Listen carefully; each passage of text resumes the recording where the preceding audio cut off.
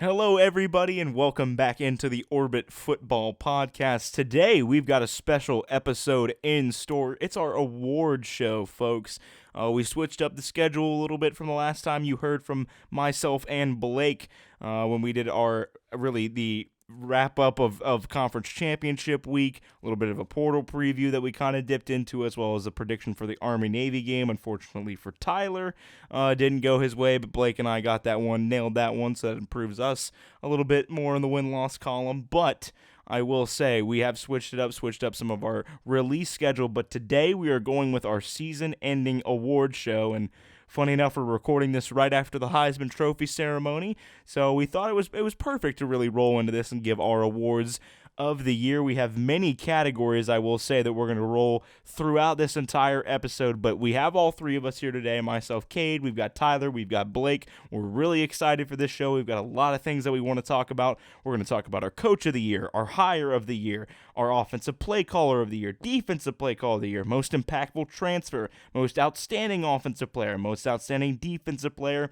the all-orbit first-team offense, the all-orbit first-team defense, and to wrap it up, our game of the year. We have a loaded schedule here on the Orbit Football Podcast today, and like I said, that was the order that we're going to go to, so we are going to open up with the Coach of the Year, and I will say, before we do our really individual awards, we'll be running it down. We have our three finalists. We will not tell you which order they will, but the final one of us three announcing will give you the winner when things are all said and done. But now first to our Coach of the Year. The first man in our Coach of the Year, Steve Sarkisian, is one of our nominees for the Coach of the Year this year, and Sark, obviously there at Texas this year, had a fantastic year with the Longhorns, took them to the college football playoff, won the Big 12. They are back, baby, ladies and gentlemen. They are Texas this year. Obviously, with Steve Sarkisian, it was, Coach of the Year, obviously last year, Texas. I believe they're around 8-4 is what they finished in the regular season. They played Washington in the Alamo Bowl. Now they're playing them, obviously, in a college football playoff game in the Sugar Bowl this year, so a little bit of a step up, but the same exact bowl game will be playing this year. So, I mean, when you look at it overall for Texas, though, a great thing for them this year was, Ewers went down with injuries. Malik Murphy stepped in, got victories when they needed to get victories. Sark obviously is a guy who's more of an offensive mind in his background. Obviously a former coach under Saban, and he is yet another man to add his name to the short list of former Saban assistants that have beat him head-to-head. That win at Alabama was a very big win for Texas this year that really propelled them into getting in the college football playoff and getting to the third spot of where they're at because they ended up beating the SEC champion this year. So, I mean, that's the best win in the country, and you've got that, on your resume, as well as winning the Big 12 and doing it in a fashion where you only lost one game, and it was a neutral site game to Oklahoma in Week 5, I believe, Week 5 or 6 in the Red River. So, I mean, it was a very, very good year for Texas. They had a very, very solid year all around, and Sark, was a lot of that. I mean, the offense, like I said, with really what his main decisions are with Sark this year, that offense was electric. Obviously, they got A.D. Mitchell in that squad this year as a transfer. Xavier Worthy was back. Quinn Ewers, as I mentioned, even though when he went down sometimes to injury. And then Jonathan Brooks in the backfield before he ended up tearing his ACL and was going to be out for the year. But Texas is in a point where they got to where they were at this year. They propelled themselves into a fantastic position this year. But yeah, that's our first nominee for Coach of the Year. I will now turn it over to Tyler to announce our second nominee for Coach of the Year. Yeah, thanks, Cade. So obviously you talked about Sark and what Texas has been able to do, but let's talk about the team that they'll be playing in the college football playoff, the Washington Huskies. They have an excellent coach of their own, and Kalen DeBoer, 13-0 Pac-12 champions for the last year, ever in the Pac-12. Big deal for them. Heading over to the Big Ten, with Oregon, a team they beat twice, which, both of us, all of us, we really didn't pick Oregon or Washington to win that game, but, they do. And I think Washington, they're kind of taking the role of just winning every close game they're in. They find a way to do it. Even, if analytics don't love them, their defense is soft. Well, guess what? In the big games, doesn't matter because they'll just outscore you. This team has been extremely fun to watch. I know we have a lot of players for them and some awards coming up later on. But yeah, this is a great Washington team. Obviously, the 2 seed in the playoff argument could be made that they could have been the 1 seed, but did not happen. But this is a fantastic job done by Kalen DeBoer, one of the best staffs in the entire country, in my opinion. Heisman quarterback finalist, finished second tonight. Rome Odunze, one of the best receivers in the country, alongside just one of the best pure overall talented receiver rooms in the entire country. Offensive line was able to dominate line of scrimmage against Oregon in the Pac-12 championship. They've done a massive turnaround to what Coach Lake could do there. Obviously, got relieved of his duties, and Kalen DeBoer just has not looked back since getting that job from Fresno State. Excellent job he's done, and I'll let you take the last candidate, Blake. Yeah, absolutely. Thank you. With the last candidate, we have Mike Norvell of Florida State, another great coach this year, just missing out on the playoffs after the 13-0 season. Obviously, we've been through all of this before. But Norvell and the Seminoles had a great year this year, 13-0, as I said, ACC champs. They fought through the adversity after losing Jordan Travis there late in the season. Survive and advance, ranked wins a handful of times during the year. They body bagged LSU, a top 5 team, to start the season off. Played a great game at Clemson, survive and advance there through that one. Duke handled them with ease. Really kind of ran through some teams there in the mid part of the season. Just a great season that the Seminoles have had so far.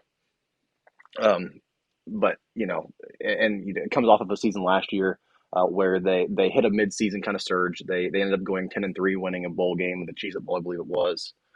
They surged hard there after a couple of rough years. This is year 4 for Norvell at FSU. And so it's been a great year for the Seminoles without a doubt. After a couple of rough years to start, a good year last year, he turns it around, puts it into an ACC championship 13-0 year, with all things stacked against him, a great season. So and he takes that final spot there in the finalists. And with that, I will announce now that the 2023 Coach of the Year from the Orbit Football Podcast goes to Kalen DeBoer with 13 votes.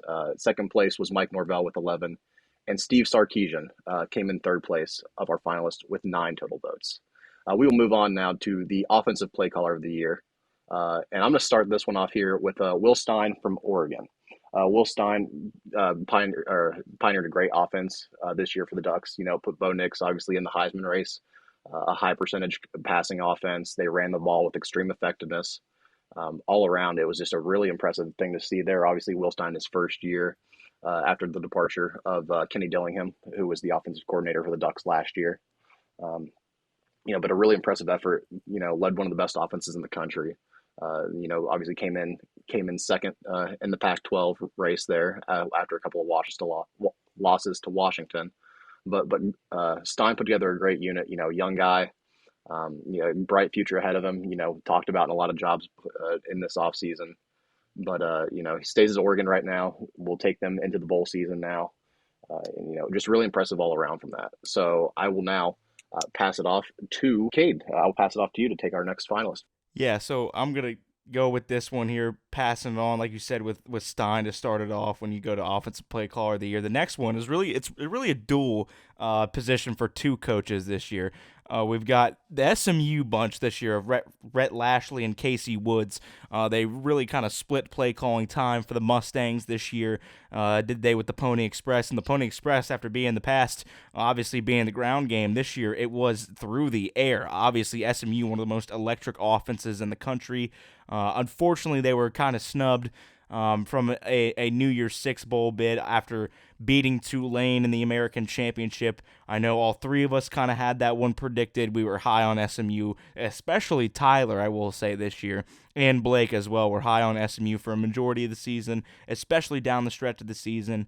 And, obviously with Lashley and Woods, they split play calling time, but they had that offense working in a very, very, very electric manner, I will say. When you look at the Ponies overall, on offense that you really just had to sit back and you had to say, yeah, they're working well. They're doing great things with that offense. But I will turn it over to Tyler for our finalist for our Offensive Play Caller of the Year.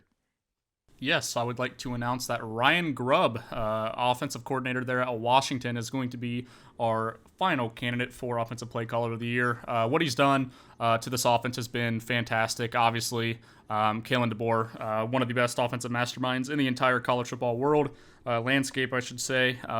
He gave he gave a guy, like Ryan Grubb a shot at Fresno, and now he's at Washington commanding one of the best offenses in the entire country. So it's going to be, Ryan Grubb is a guy that I think should be getting a lot more praise than what he does, but I think Kalen DeBoer's his kind of has an aura around him that really uplifts him in a positive light. But Ryan Grubb, this is his offense. He's the one calling the plays.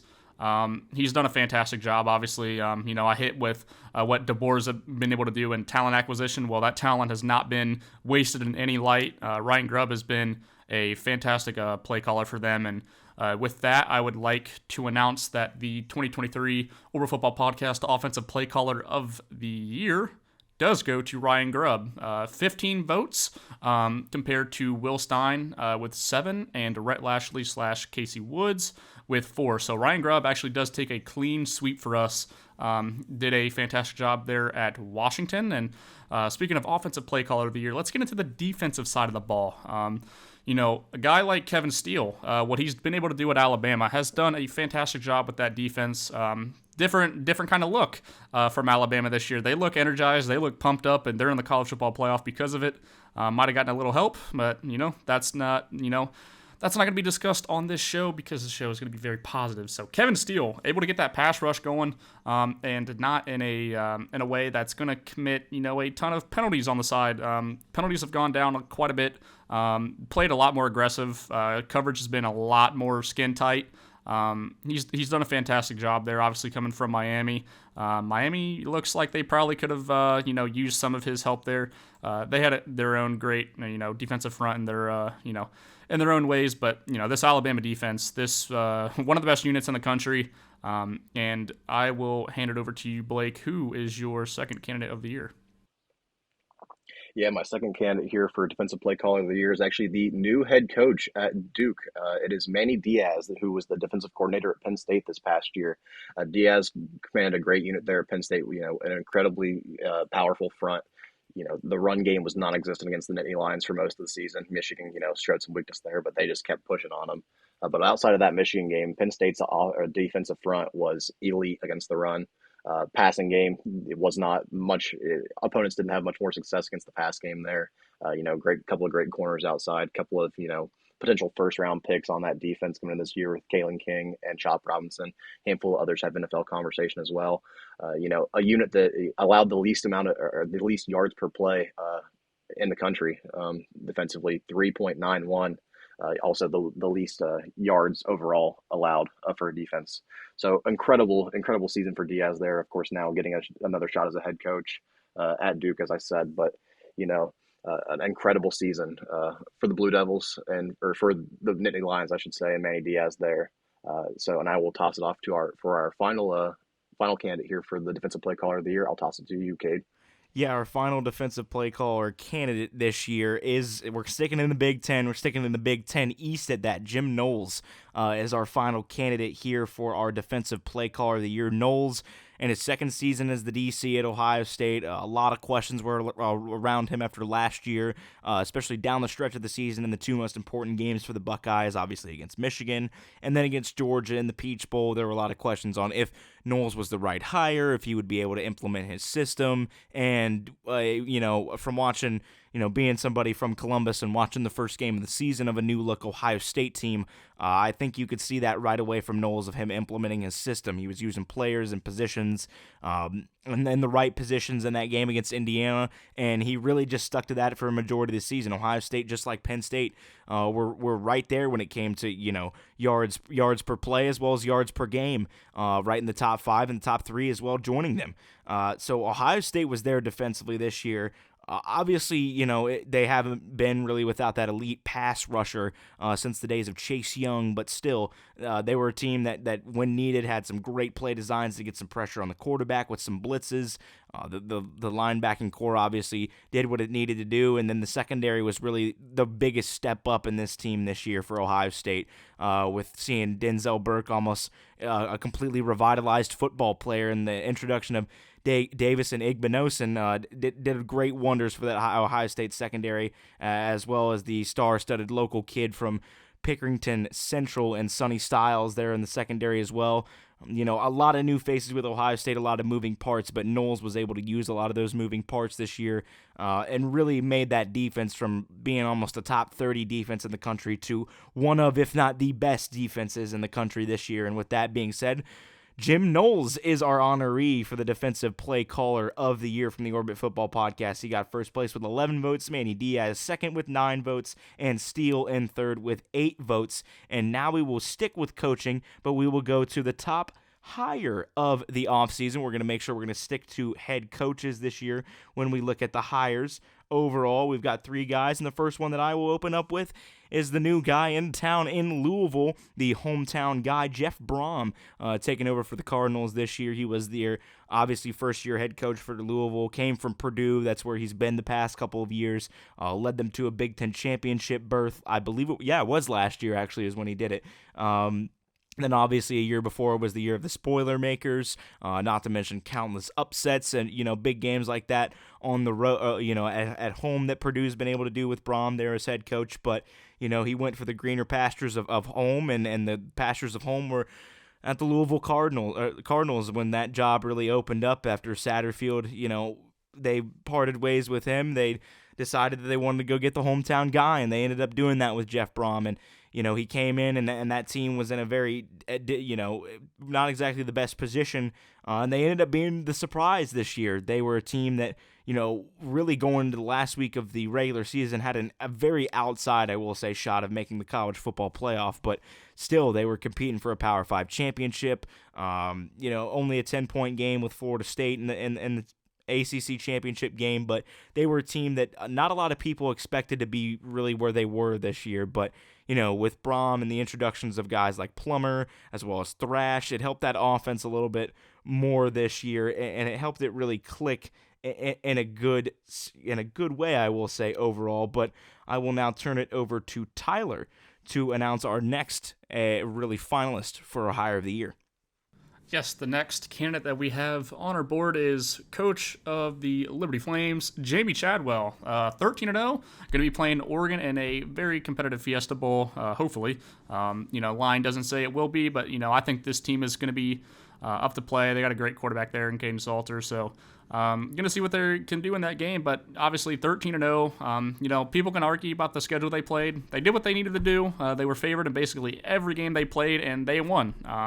So we applaud Jamey Chadwell for doing that at the Orbit Football Podcast. Obviously taking over after Hugh Freeze, probably.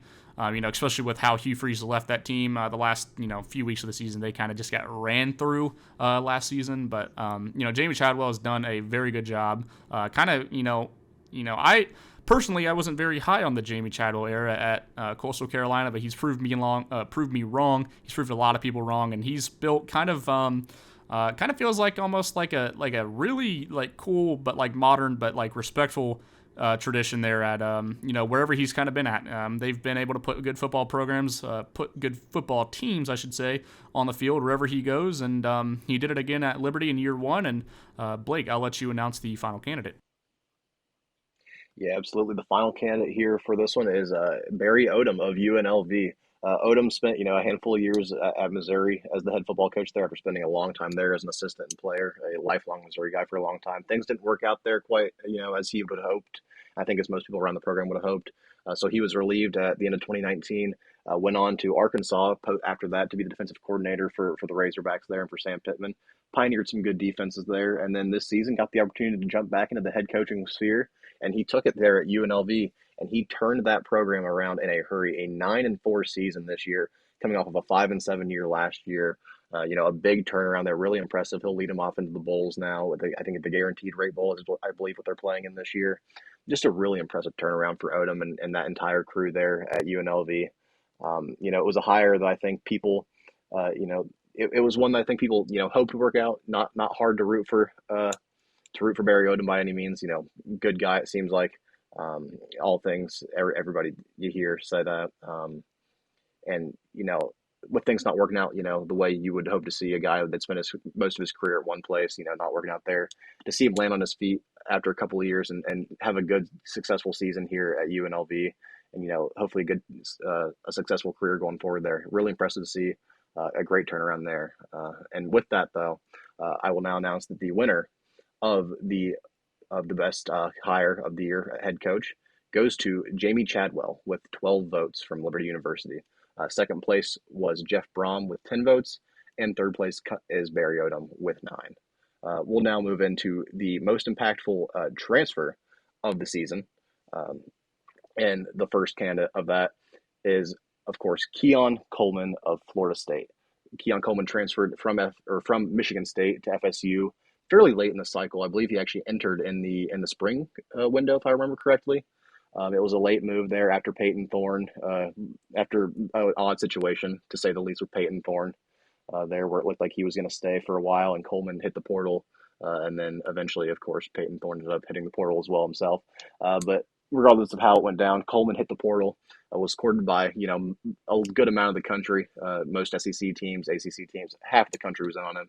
Anybody that thought they could acquire his services was in for a reason. Coleman's a great receiver, big guy. We referred to that receiving unit down there at Florida State as the trees for a good reason. Just massive bodies that are good, go up and get it for receivers. Coleman's been great all year long. First round talk for a reason about him. There's talk of him being number one receiver in the class for a reason. Incredibly talented player, quick on his feet, can make those jump ball grabs, can do things after the catch for a guy his size that, you wouldn't expect him to be able to do.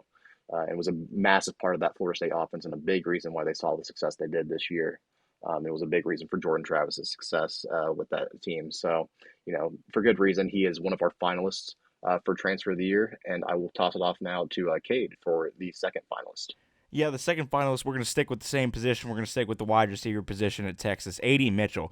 Obviously, in a very interesting position right now because Mitchell can be a back-to-back-to-back national champion after obviously being with the Bulldogs of Georgia the past 2 years, but he wanted to go to the greener pastures of Texas. He wanted to join the Horns, and he's been very, very welcome there by for Steve Sarkisian and company. Is when you looked at, obviously, I kind of talked about when I talked about Sark, obviously, for the Coach of the Year role earlier on that we discussed in our awards. But when you look at A.D. Mitchell and the way that he was able to really fill in this offense, it really didn't feel like he was wide receiver two in this offense. Mitchell was a fantastic, I would say foil when you look at it overall to Xavier Worthy. Those two being weapons for Ewers and obviously Murphy when he had to step in this year. Absolutely fantastic. A.D. Mitchell, his talents were known at Georgia. Very, very, very highly sought after transfer. I believe he was top 5 according to 24/7 Sports in the portal class of last year. So he was a guy that was also very sought after, but Texas ended up being his home, and he found a fantastic home there, I will say. Very dynamic player, obviously, in the offense. He's got big play threats, I will say, does A.D. Mitchell, as well as, obviously being paired with Worthy and then Brooks. It's just an offense. It's like a kid in a candy store for Sarkisian overall with the amount of weapons that he's got. And having a weapon like A.D. Mitchell is absolutely fantastic for that Texas offense. And he really thrilled in his role this year at Texas. Stepped up, and he's looking to make it, as we said, 3-peat national champion will be Mitchell after transferring from Georgia. But I will turn it over to Tyler for our final honoree of the most impactful transfer of the year, the finalist. Yes, we're going to go back to the state of Florida. We're going to go back to Florida State. No wonder why Coach Norvell was in our running for Coach of the Year. Braden Fisk on the interior defensive line was a game wrecker for the Seminoles, especially in that ACC championship game. He was everywhere against Louisville. Really good game from him. And as a guy, came from the MAC, came from Western Michigan, you love to see it because we are big MAC guys, but he's a game wrecker everywhere on the field. When you have guys like that who can just get inside, get pressure, it's one of the most valuable positions on the entire football field. That's offense included, and he does it for him. He also very good in the run game. Just a fantastic player in general and a big find, especially coming from Western Michigan. Coach Norvell doesn't have to kind of really take a chance on this guy, but he did, and it turned out pretty well. And he's very deserving to be up here for the transfer candidate of the year. But with that being said, I'm going to announce the winner for the most impactful transfer of the year, and that will be A.D. Mitchell of the Texas Longhorns. He outlasts both the Seminoles there. He got 14 votes, almost unanimous. Keon got 11, and Fisk got 8. So congrats to A.D. Mitchell there. Excellent season, and obviously not done yet. So. And with that being said, we're going to go into the next category. We're going to go into the most outstanding offensive player of the year. And I am going to introduce you to a guy who's, he's very home to the state of Columbus, state of Ohio, I should say. Marvin Harrison Jr., excellent receiver, just one of the best in the country. And obviously he's gotten a ton of hype. He had an excellent season. Obviously didn't put up the yards he did, but had one of the higher average depths of target and had higher average yards per attempt than a lot of the guys that did have those yards, and had around the same touchdown mark. So excellent season from Marvin Harrison Jr. He probably loves Kyle McCord, but different quarterback situation there in Columbus probably could have had him even higher in the Heisman. Ended up finishing 4th tonight. But excellent season from him. Obviously one of the best Buckeyes to ever lace it up on the offensive side of the ball.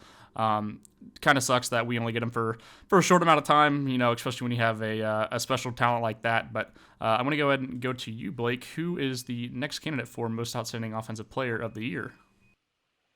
Yeah, that next candidate would be Jaden Daniels, the quarterback of LSU. The stats speak for themselves here. One of the best seasons ever to be put up in college football. Almost 4,000 yards through the air, 3,800, just over 3,800, 40 touchdowns through the air, a mere 4 interceptions. And if you thought that was a good number, which is a good season in and of itself, he put up well over 1,000 rushing yards as well on the ground. Just absolutely incredible what Jaden Daniels was able to do this season. It's one of the, like I said, most impressive seasons I've ever seen. Of course, near and dear to my heart as the resident LSU fan here. It's been a pleasure to get to watch him play this game in purple and gold for the last 2 years. Especially looking at what he was last year. Had his ups and downs. Really shined at the back half of the season. Led LSU to a good season last year into an SEC championship appearance. This year, not quite able to make it as far in terms of the win-loss record. But the level of play just so highly elevated. Now in the conversation of the NFL for good reason. In conversation of having one of the best seasons of all time in college football for a reason. Commanding at quarterback one of the best offenses in the college football for a reason. Jaden Daniels was an incredible player all around. Just absolutely incredible to see happen at LSU. Been a pleasure to see that, and for that reason, he is the second nominee of the most outstanding offensive player here tonight. And Kate, I will pass it to you to take us to our final nominee. Yeah, that final nominee is another guy who's electric offensively this year, a guy that I really loved watching play on the football field. I mean, he was a guy that any moment he could do anything absolutely crazy. You could throw the ball up to him, you could even run an end around with him, and he would get the yards. And even he'd be able to get punt return yards every once in a while with this guy, and that's Rome Odunze. Odunze this year was absolutely fantastic for Washington. I remember obviously watching him last year and thinking this kid's going to be super, super special for the Huskies.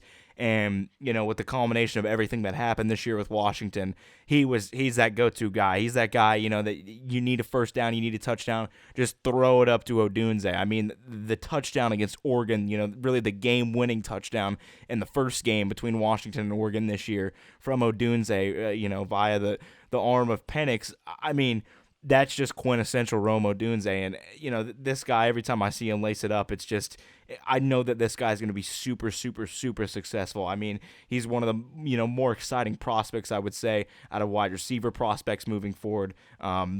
I think he's obviously, him and Marvin Harrison Jr. are two of the most exciting wide receivers in the country. I think that Odunze is just his big playability, his length, everything about the way that he's able to track in a ball and then run. Every once in a while he'll use his feet a little bit, like I said with the end around play that worked out. I mean, that play call was absolutely crazy when things went out for Washington there in the Apple Cup to really almost seal that game away and get them in a position where they could, obviously be in a position where they could win that football game and kick the game-winning field goal. Was a very gutsy decision, but it ended up paying off, and having a guy like Odunze is absolutely perfect there on the outside for Washington, and they will obviously try to utilize him into trying to get a national championship this year. But out of our three finalists, the winner for the most outstanding offensive player of the year unanimously is Jayden Daniels from LSU. Daniels, obviously, Heisman Trophy winner, put up absolutely astronomical stats this year. He took 15 of the votes. Marvin Harrison Jr. took 9, coming in second, and Odunze came in third with 7 of the votes. And now we will transition to the most outstanding defensive player of the year. And the first one that I would like to talk about is a guy from Penn State, Chop Robinson. Robinson this year obviously had to deal with a lot of injury. Got injured in that Ohio State game that he was dealing, was coming off of an injury in that game. It wasn't the best situation for Chop. But when he came back in that Michigan game, I mean, he really made a difference in that football game against Michigan. I mean, he was wrecking havoc against the tackles. He was having a fantastic day, and this guy's going to translate very well at the next level. Robinson as an edge, obviously he's great with the pass rush. He can also step in when he needs to on defense and get in the lanes. He's a guy that, when you look at him overall, he might end up being one of the most exciting players when you look at the big boards this year. At multiple different players to look at overall, especially as an edge rusher. Obviously, dealing with the injury, it kind of puts him down at some awards this year, but we will be honoring him with this finalist position tonight, and I will turn it over to Tyler to announce our second finalist for the most outstanding defensive player of the year. Yeah, our second candidate for most outstanding defensive player of the year, Latu, edge player from the UCLA program. Obviously did not have the year they really wanted to. Up in arms with how the coaching, sticking with Kelly there. Had just not a great year, which is a shame because I don't think we got enough TV coverage of this guy. Absolute freak at edge. One of the best pass rushers in the entire country, fourth in the country in sacks, and one of the best run-stopping edges in the entire country as well. Really big body, excellent player. Should be a high-end draft pick in the NFL. If not, then someone's doing something wrong. This guy is just an absolute freak, super strong. And also has a variety of pass rush moves to kind of beat anyone, just like Chop Robinson. Very two good players, but I'm going to let you get to the third player, Blake. I know this is a player that you've had your eye on for a while. Yeah, absolutely. The third finalist for our most outstanding defensive player of the year is Chris Abrams-Draine, cornerback from Missouri.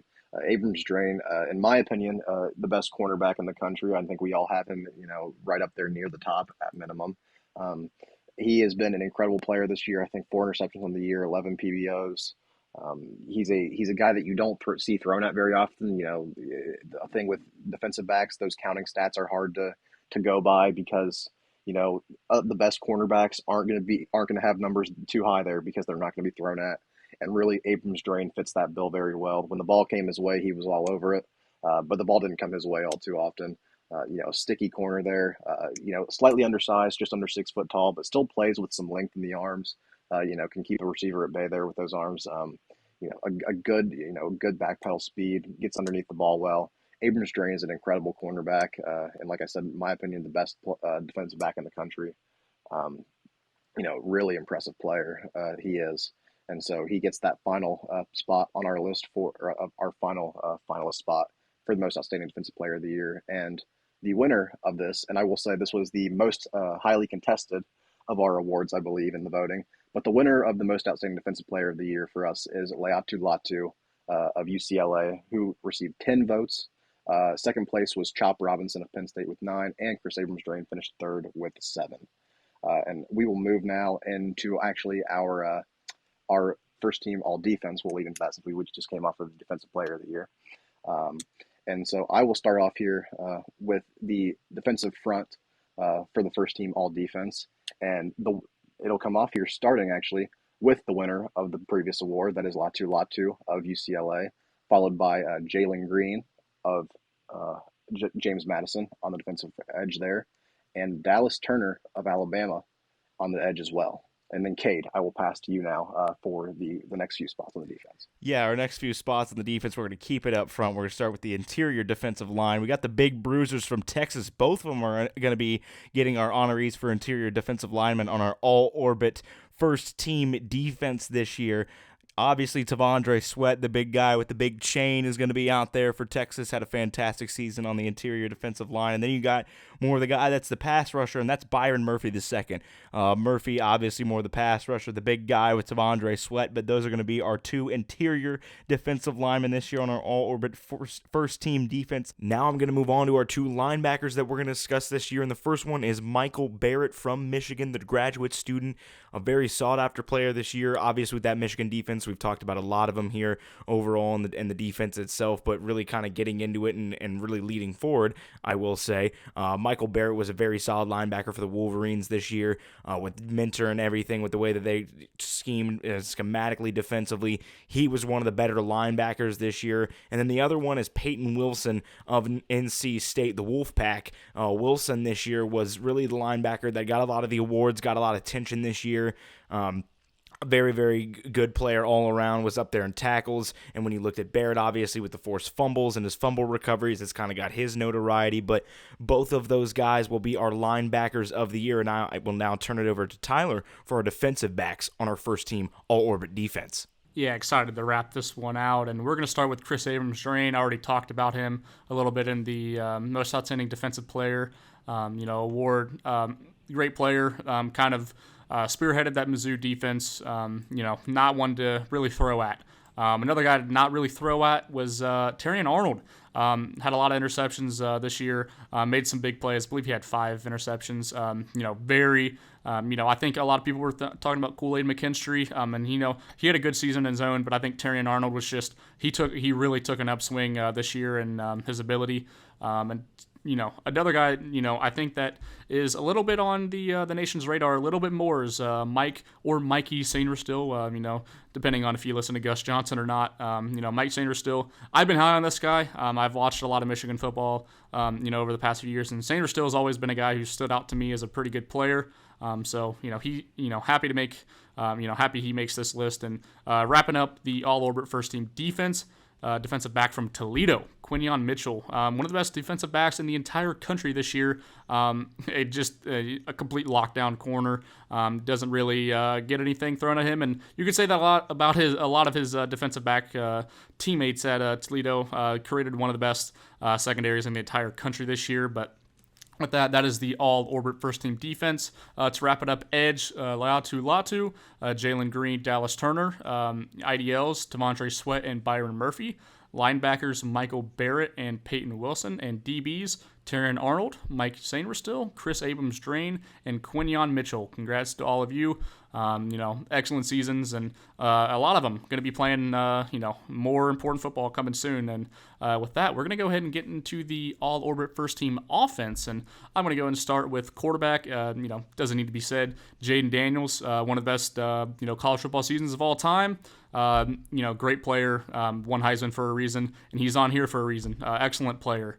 Running backs, we're going to go ahead and go with Cody Schrader. Had a really big game against Tennessee, and that kind of spearheaded just an absolute run of just absolute demolition in front of him, for the last, I would say about the month of the season.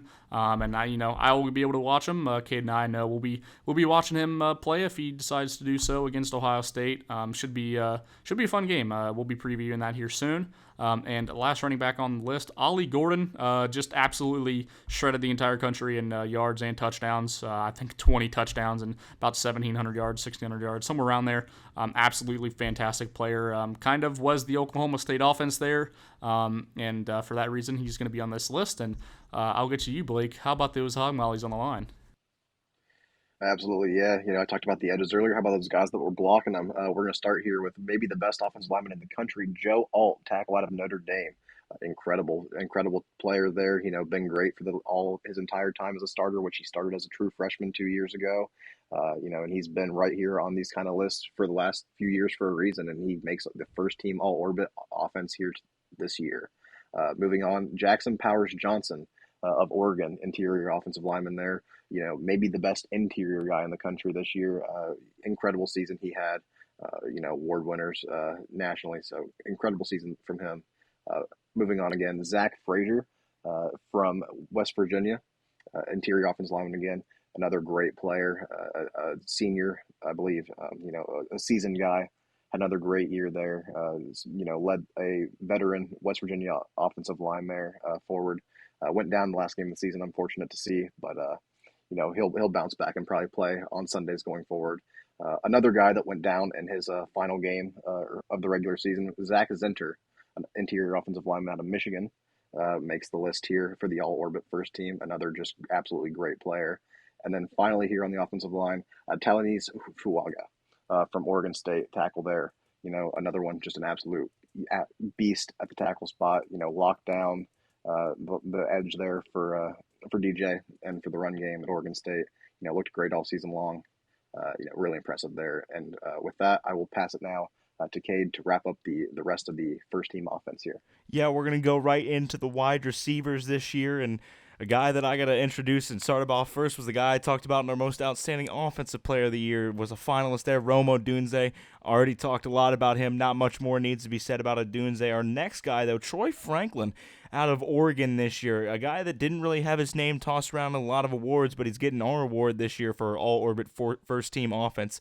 When you looked at Franklin, obviously had the stats this year, was the go-to target for Bo Nix at Oregon, a very electric receiver, I will say, this year was Troy Franklin. The other one, the third receiver, will be Malik Neighbors out of LSU. I know Blake got to see him a lot this year, and Neighbors, also one of the most electric receivers in the country, led the nation in receiving yards, and Odunze was right behind him in second. But, him and Neighbors kind of were going back and back this year, trying to get the leading yards, obviously the receiving yards this year, but it obviously went the way of Neighbors, and he cracks our list for our all-orbit first-team offense. And to go down the list one more time, at quarterback, Jaden Daniels of LSU, Cody Schrader, Ollie Gordon from both Missouri and Oklahoma State, Rome Odunze from Washington, Troy Franklin from Oregon, Malik Neighbors from LSU, Joe Alt from Notre Dame, Jackson Powers Johnson from Oregon, Zach Frazier from West Virginia, Zach Zinter, obviously from Michigan,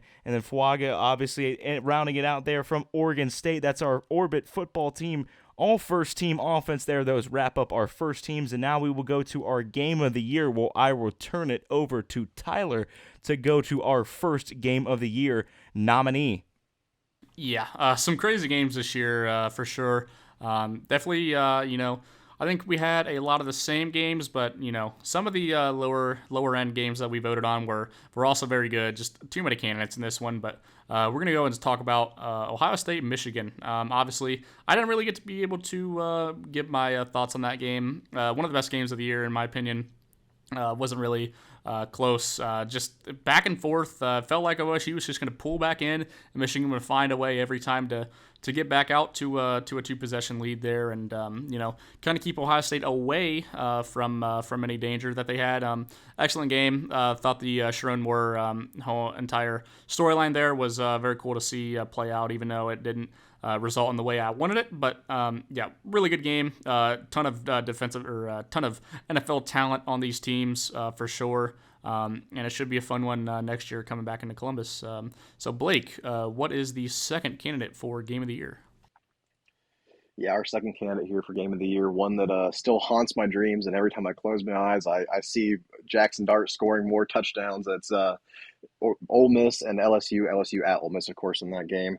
An absolute shootout, one of the most impressive offensive performances that happened this year in terms of a single game. I think it was 1,300 yards of offense. 55-49 is, of course, what that game ended in favor of the Rebels.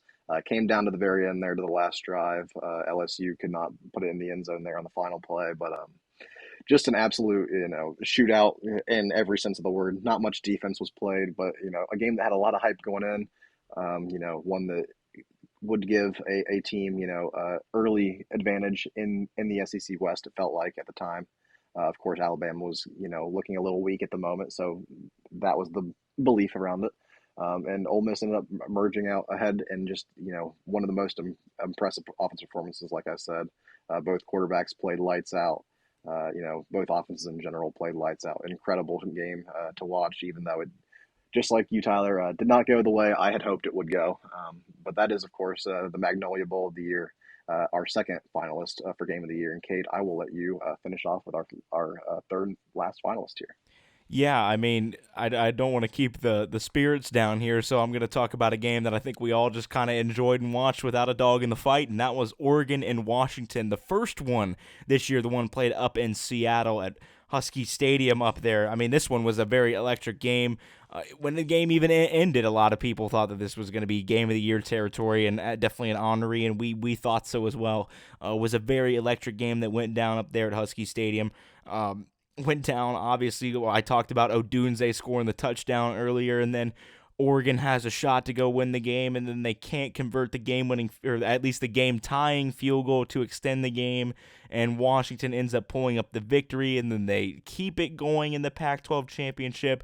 But this really started Washington's, I mean, it was almost kind of game two in Washington's immaculate, almost seemed like week in, week out, 1-score to 1.5-score victories that they pulled out throughout the majority of the back half of the season. But, I mean, this one, it had everything. It had fourth down stops. It had electric plays. It had obviously it had two Heisman contending quarterbacks that ended up finding their way to New York. It had guys like Odunze, Polk, Dylan Johnson, as well as Oregon with James, Bucky Irving, their receiving core with Johnson and Franklin. I mean, it was a crazy football game overall, and it was only really a mid-October game. And although it was a mid-October game, I will say it is the Orbit Football honoree for Game of the Year this year is Oregon and Washington. Part 1 up there in Seattle, the regular season matchup. Got first place by only one vote. Got 12 votes for that, as the game, Ohio State and Michigan, got 11 votes, came in second place, and then the Magnolia Bowl between LSU and Ole Miss came in third place with 8 votes. And that will wrap up everything of our award show this year on the Orbit Football Podcast. We went top to bottom in this one. Obviously went with our Coach of the Year that we did, which we gave to Kalen DeBoer. We ended up going with our Offensive Play Caller that we gave to Ryan Grubb. Our Defensive Play Caller that we went to Jim Knowles. Our Hire of the Year, where we ended up going with Liberty there and Jamie Chadwell. Obviously continued to go with our Transfer of the Year, where we went with A.D. Mitchell, as well as our Outstanding Offensive Player of the Year with Jaden Daniels unanimously, Defensive Player of the Year with Latu, obviously there, and then we went with our first team offenses and defenses overall, which obviously you've already ran through those, we've gone through those, don't really need to go with every single position once again, and then finally wrapping it out with our Game of the Year being Washington and Oregon Part 1, but that really wraps up our regular season award show. Make sure to stay tuned on the Orbit Football Podcast as well. This is only going to be our only upload this week. Got some traveling that we're going to do this week, obviously with the holidays coming around. Might be a little bit busier, a little bit more pressed to get the schedule in, but hey, we're going to get the schedule in, I will say, and we're going to get an episode out about once a week to those of you watching and listening at home. And for those of you listening at home, you can follow us on our Spotify and our YouTube accounts. It's where you can watch and tune into the Orbit Football Podcast. Make sure to stay tuned, as coming around Friday or Saturday, we will not be doing a bowl prediction show, but I will say we do have our picks in place for the Saturday games, and that's what we're going to do for most of the games this year. We're going to be predicting every single bowl game, I will say. We're going to be not exactly predicting a score, but very similar to what we did with Rivalry Week for a lot of the bowls that are, obviously not getting as much, attention even from us overall, were the games that are going to be, highly sought after, really competitive games, the games that we're going to like. We're going to do an episode of that. We're going to break those games down. We're going to do the New Year's 6 games. Obviously going to be doing the college football playoff games. We're going to be talking a big portal show. That's what we've been really looking forward to.